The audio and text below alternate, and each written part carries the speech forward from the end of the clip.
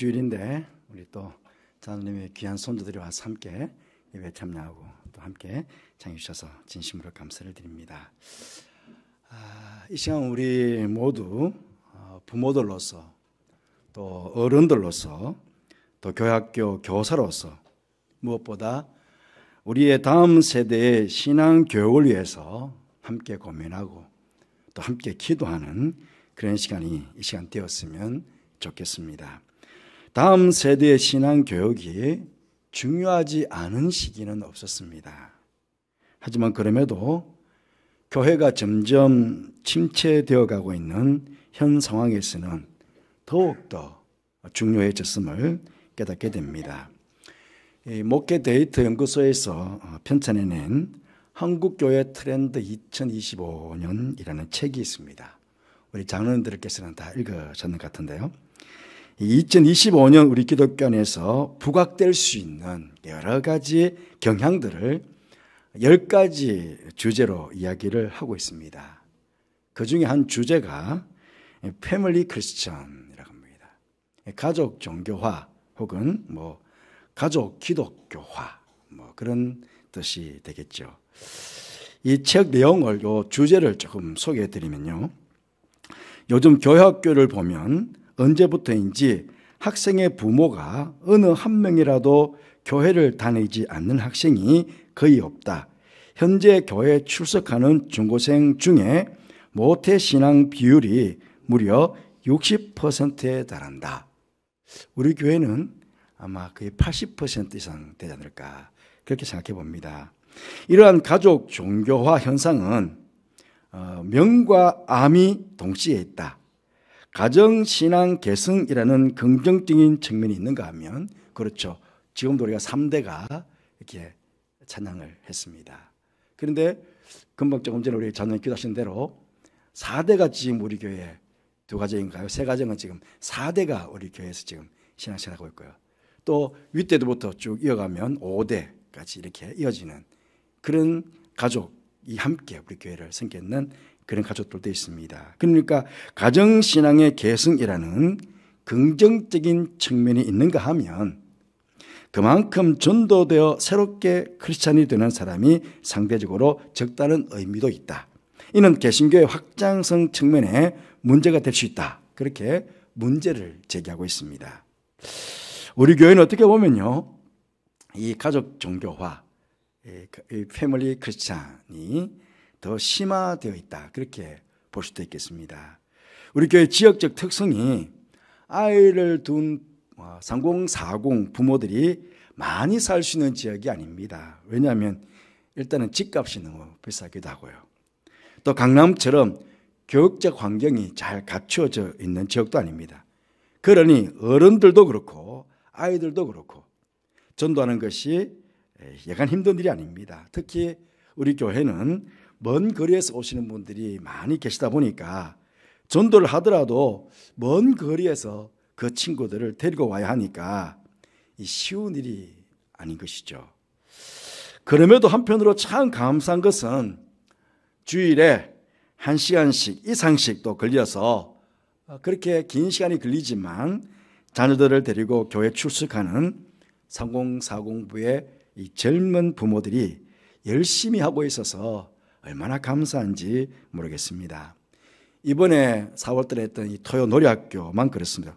노래학교만 봐도 그렇습니다. 우리 교사들 또 학부모들이 얼마나 열심히들 준비하고 또 얼마나 열심히 참여해서 하는지요.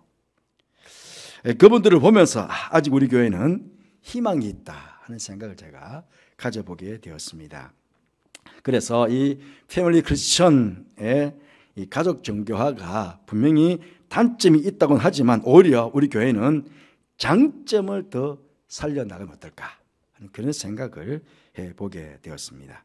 중요한 것은요, 이들이 멀리서 교회에 출석을 하지만 지치지 않고 부모들은 부모들대로 자녀들은 자녀들대로 신앙을 잘 계승해서 우리 교회에서 잘 정착을 하고 또 교회 일꾼들이 되어갈 수 있도록 교회 어른들이 우리가 더 도와주고 더 격려하고 또 필요하다면 교육 환경을 더 잘 조성해 주어서 주일마다 이들이 기쁨으로 교회에 와서 신앙생활을 할 수 있도록 우리 모두가 힘을 쏟아야겠다 하는 생각을 가져보게 됩니다. 그리고 외부적 환경도 중요하지만 교회 아이들이 왔을 때에 무엇을 교육할 것인가 하는 것도 중요하지 않겠습니까?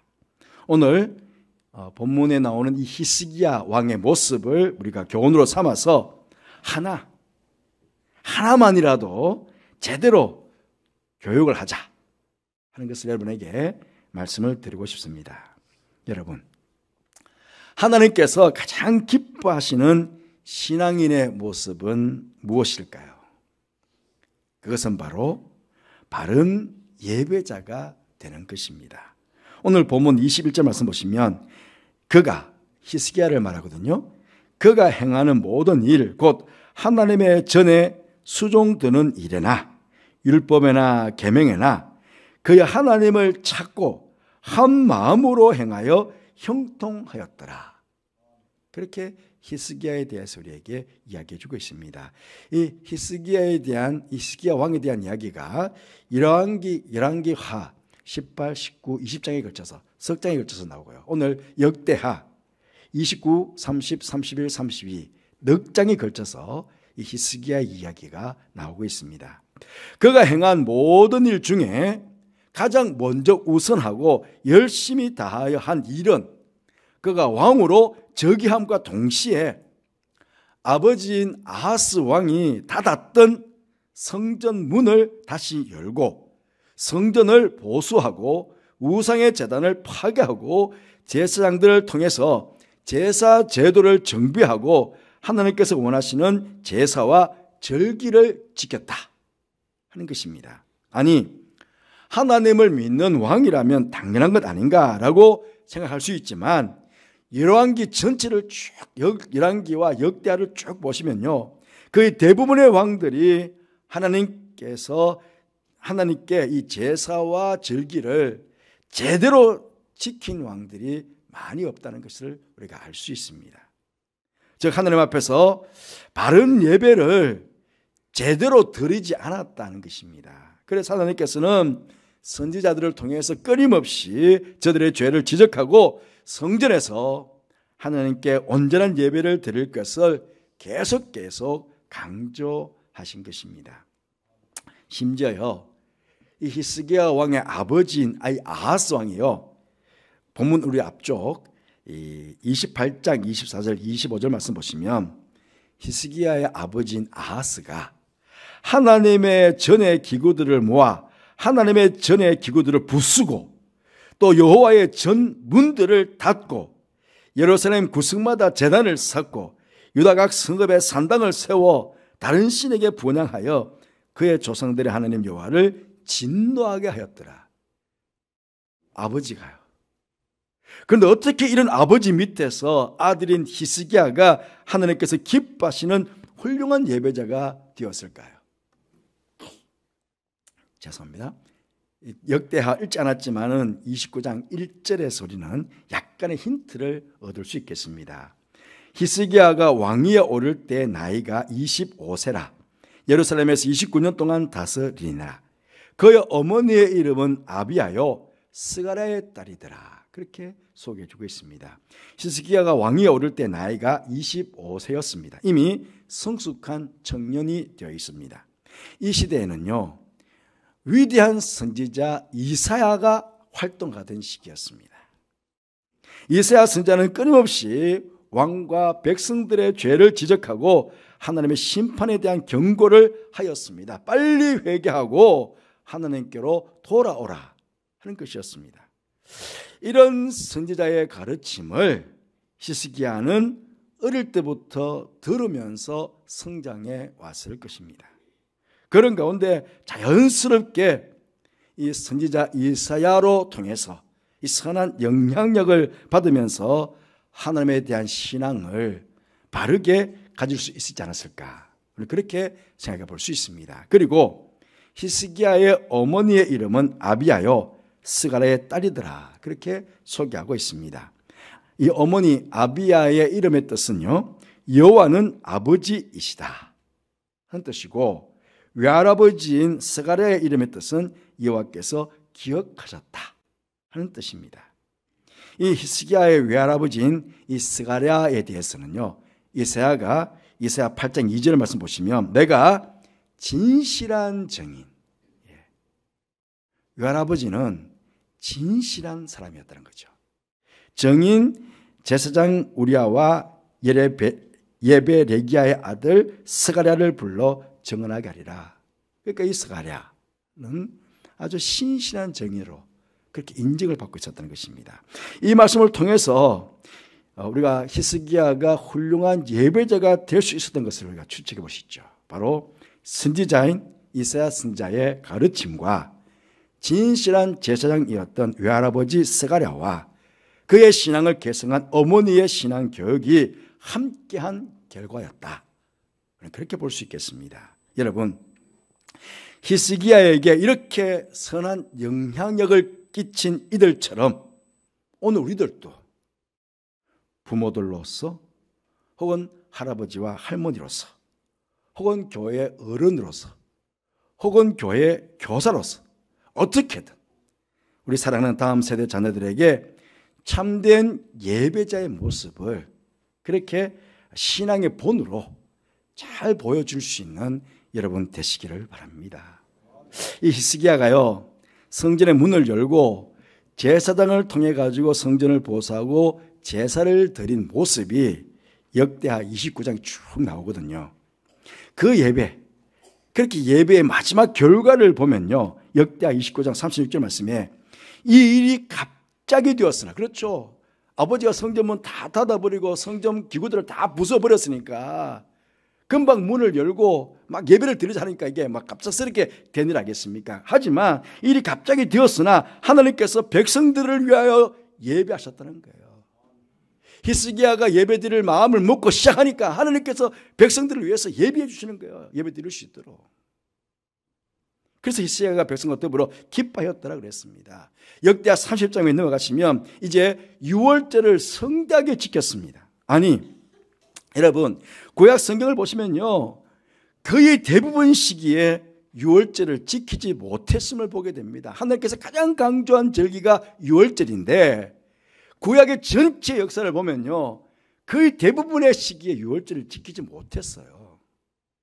솔로몬 왕 때, 그 지금 히스기야 왕 때, 우리 다음 어제 우리가 새벽기도 때 봤지만요, 요시야 왕 때, 그렇게 세 왕 정도만 유월절을 지켰습니다. 아니, 그럼 왜 다른 왕들은 유월절을 지키지 못한 것일까요? 유월절의 절기를 지키는 것이 그만큼 힘든 일이었기 때문에 그렇습니다.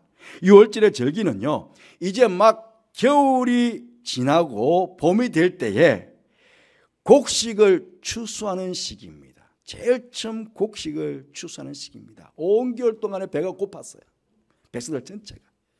그런데 이제 그 겨울 동안에 씨를 뿌렸던 곡식들이 이제 막 자라서 추수하게 됐어요. 한마디로 말하면 농번기입니다. 농번기. 곡식을 추수하는 일인이 일손이 얼마나 많이 필요한 시기입니까? 그런데 그 농사 일을, 곡식을 추수해야 되는데 그 일들을 다 내려놓고 20세 이상 된 남자들은 예루살렘으로 올라가야 됩니다. 우리처럼 뭐 1시간, 2시간 차를 타고 오는 정도가 아니라 하루나 이틀 혹은 한 주간 이상 걸려서 예루살렘으로 올라가야 합니다. 그리고 우리처럼 그냥 하루 1시간 이렇게 예배드리고 돌아가는 게 아니고 하루만 절기를 지키면 괜찮겠지만 그들은 올라오면 일주일간 지켜야 됩니다. 일주일간 지키고 나서 또 하루 이틀 걸려서 한 주간 걸려서 또 집에까지 돌아가야 됩니다. 그럼 누가 곡식을 추수할 수 있습니까? 또 곡식을 추수할 시기입니다. 그러니 다 지어놓은 곡식을 자신들은 지금 절기 지키기 위해서 다 예루살렘 왔으니까 자신들이 없는 동안에 적들이 와서 약탈해 가면 어떻게 되겠습니까? 그러면 가족들은 다 굶어 죽게 됩니다. 이런 여러 상황 때문에 하나님을 온전히 믿는 믿음이 없으면 감히 유월절을 지킬 엄두를 낼 수 없었던 거예요. 그래서요, 하나님께서 유월절뿐만 아니고 오순절, 장막절, 초막절까지 다 이렇게 지켜야 되거든요. 3대 절기는.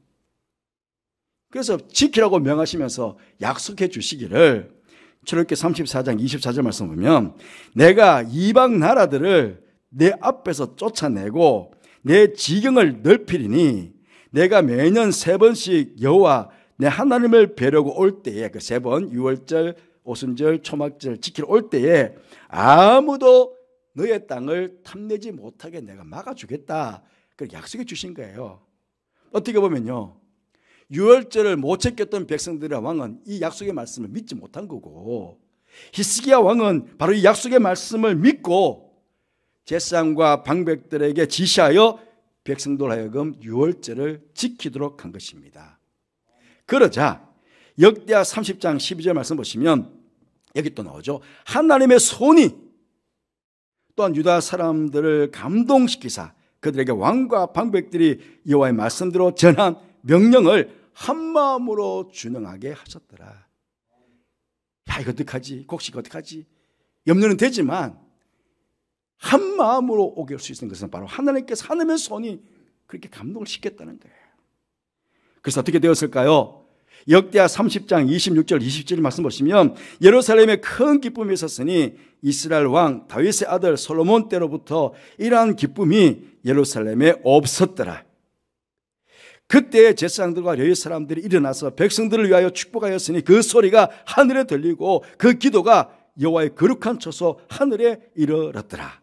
아멘. 예, 그렇습니다. 우리가 하나님께서 기뻐하시는 예배 자리로 나오면, 예, 그러면 하나님께서 그 다음부터는 책임져 주시는 거거든요. 하나님께서 우리가 바른 예배를 드릴 수 있도록 예배해 주세요. 예배해 주세요. 그리고 하나님의 손으로 우리를 감독하셔서 정말 하나님께서 영광받아 주시는 그런 예배를 드릴 수 있도록, 우리 가운데 이루 말할 수 없는 기쁨과 감사가 넘치는 그런 예배가 될 수 있도록 하나님의 손이, 하나님의 은혜가 함께 하신다는 거예요. 우리 예배 소리가 하늘에 들리고 예배 드리면서 드리는 기도 또한 여호와의 거룩한 처소, 분명히 말하줄 것 같지 않습니까? 여호와의 거룩한 처소 하늘에 이르게 되었다. 이 얼마나 감격스럽고 이 얼마나 행복하고 복된 예배입니까? 그리고요, 이 참된 예배자, 이 예배자는요 기도의 사람이기도 합니다. 히스기야는 위기 때마다 하나님께 기도드렸고 그때마다 하나님의 놀라운 능력을 경험한 왕이 히스기야 왕입니다. 아수르가 침략해 왔을 때에 이 히스기야 왕이 하늘을 우러러 부르짖어 기도했다고 합니다. 어떻게 되었습니까? 하룻밤 저녁에 18만 5천 명이 송장이 되었습니다. 하나님께서 아수르 군대 전체를 몰살을 시킨 겁니다. 자신이 죽을 병에 걸렸습니다. 통곡하며 기도했다고 합니다. 그래서 하나님께서 15년 동안 그의 생명을 연장시켜 주셨다고 하지 않습니까? 오늘 본문 앞쪽에 보시면요, 히스기야가 유월절을 지키자고 했을 때요, 모든 백성들이 다 지켰을까요? 금방 조금 전에 말씀은 모든 백성들이 다 지킨 것처럼 느껴지지만 아닙니다. 조금 전에 말씀드렸지만 믿음이 없으면 지킬 수 없는 절기가 유월절의 절기입니다. 히스기야가요 보발꾼들을 각지로 보내면서 백성들에게 유월절을 지킬 것을 명령하였습니다. 그때 역대하 30장 10절 말씀 보시면 이 보발꾼이 에브라임과 므낫세 지방 각 성읍으로 둘을 다녀서 스불론까지 이르렀으니 사람들이 그들을 조롱하며 비웃었더라. 무슨 소리나고, 지금 에브라임, 므낫세 각 성읍 또 스불론은요 예루살렘에서 먼 거리, 갈릴리 지역, 스불론은 갈릴리 지역이에요. 먼 거리예요. 이 사람 미친 소리라고 했는데 그랬을까요? 지금 어떤 시기인데 우리가 그 먼 길까지 가서 예배를 드리냐고 그랬을 거예요. 그래 비웃고 조롱한 거예요. 그러니 절기인들 제로도 지켰겠습니까? 하지만 히스기야가요 이들을 위해 가지고 죄를 용서를 구하며 기도합니다. 역대하 30장 18절 말씀 보시면 에브라임과 므낫세와 이사갈과 스불론의 많은 무리는 자기들을 깨끗하게 하지 아니하고 유월절 양을 먹어 기록한 규례를 어겼다. 그러니까 어겼다는 것은 유월절을 지키지 않았다는 거예요. 히스기야가 그들을 위하여 기도하여 이르되 선하신 여호와여 사하시옵소서, 용서해달라고 기도한 거예요. 20절 말씀에 여호와께서 히스기야의 들으시고 백성을 고치셨더라. 이런 역사가 있는 겁니다. 참 대단하지 않습니까? 이런 히스기야를 하나님께서 오늘 본문 20절 말씀에 이렇게 평가하십니다. 히스기야가 온 유다에 이같이 행하되 그 하나님 여호와 보시기에 선과 정의와 진실함으로 행하였으니. 여러분, 참된 예배자는요 하나님께서 인정해 주시는 기도의 사람입니다. 또 세상 사람들에게도 칭찬을 받아요. 사실은 보십시오. 선과 정의와 진실함입니다. 도덕적으로 윤리적으로도 선과 정의와 진실함으로 모든 일을 행하는 사람들이라는 것입니다. 우리 신약적으로 말하면 하나님께서 기뻐하시는 거룩한 산 제물이 되어서 하나님께 영적 예배를 드리는, 바른 예배를 드리는 그런 자가 되었다는 것입니다. 사랑하는 성도 여러분, 여러분들은 자녀들 앞에, 신앙의 후배들 앞에 참된 예배자로 본이 되고 계십니까? 무엇보다 우리가 먼저 이사와 스가랴와 아비야와 같은 신앙의 사람들이 되고 사랑하는 자녀들에게, 사랑하는 후배들에게 하나님께 바르게 예배 드리는 모습을 우리가 먼저 보여야 될 것입니다. 보여줄 뿐만 아니라 우리의 자녀들에게 하나님의 전인 이 교회에서 하나님께 참되게 예배 드려야 함을 바르게 가르쳐야 하겠습니다. 그래서 여러분과 여러분의 자녀들, 여러분 다음에 우리 귀한 자녀들이 히스기야처럼 하나님과 연합한 자가 되고 하나님께 복을 받아 형통한 삶을 살게 되시기를 주님의 이름으로 축복합니다. 우리 함께 히스기야를